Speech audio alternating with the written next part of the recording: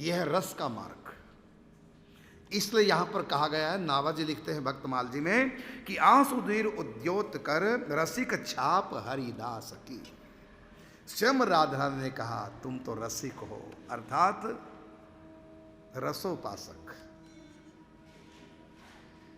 तुम मेरे सुख का विधान करती हो, क्यों ना मेरी ललिता सखी जो अवतार लेके आई लोगों को रास्ता दिखाने के लिए, इस रस का रास्ता का प्रचार हो। इस रस को तो निम्बार्क भगवान ने दिया है और निम्बार्क परंपरा में चलता रहा रस, लेकिन गिने चुने लोगों तक अब इसका विस्तार करें।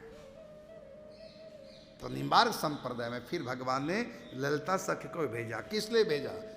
क्योंकि रंग देवी सखी से उपासना प्रारंभ होती है, तो कोई सिमटे ना कि रंग देवी हमारी और कोई सखी हमारी, अरे सारी हमारी हैं, इसे ललिता जी आ गई हैं।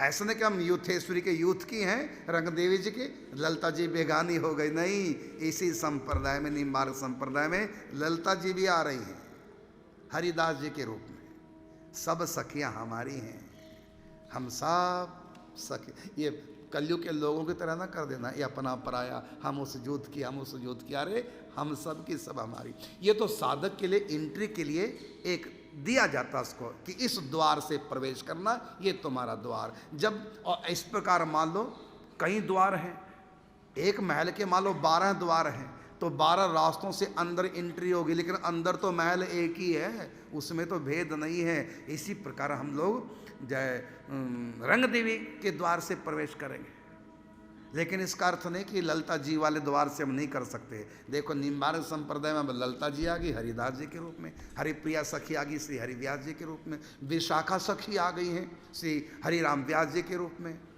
हित सजनी सखी आ गई हैं श्री हित हरिवंश जी के रूप में। ये सारी सखियां आ रही हैं और सब एक ही रास्ता बता रहे हैं, रस का रास्ता।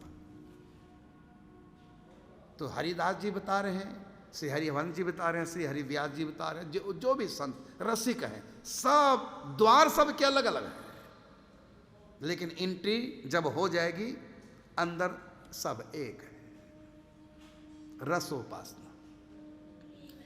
तो हरिदास जी के बाद इस रस का विस्तार हुआ, क्योंकि बांके बिहारी प्रकट हुए जो वृंदावन के राजा हैं। इससे पहले भी ठाकुर जी प्रकट हुए निम्बार्क भगवान, उसमें निम्बार्क संप्रदाय में, लेकिन वो इतने छोटे हैं, इतने छोटे हैं, गुंजा के बीज के समान छोटे से, जिसको बिना चश्मे के देख ही नहीं सकते, बिना लेंस के दर्शन भी नहीं होते। जब दर्शन करते तो पहले लेंस लगाया जाता है। अपने निम्बार्क पीठ में श्री राधा सर्वेश्वर, जिनकी उपासना देव ऋषि नारद जी ने उनसे पहले सनकादिक ऋषियों ने की, लेकिन वो बहुत छोटे से ठाकुर जी हैं और उनमें फिर अंग प्रत्यंग नहीं है जैसे सजाएं श्रृंगार में। तो निम्बार्क संप्रदाय के पास सिद्ध विग्रह तो है, लेकिन विस्तार हो, हर कोई दर्शन करे, कमजोर नेत्रों वाले भी दर्शन करें, दूर से भी दर्शन हो जाए। तो बिहारी जी जो श्री राधा सर्वेश्वर के रूप में प्रकट हुए, उन्होंने फिर अपना विस्तार कर लिया बिहारी जी के रूप में, बांके बिहारी के रूप में। तो फिर वृंदावन में स्थापना, फिर वहाँ से सब जगह प्रचार होने लगा।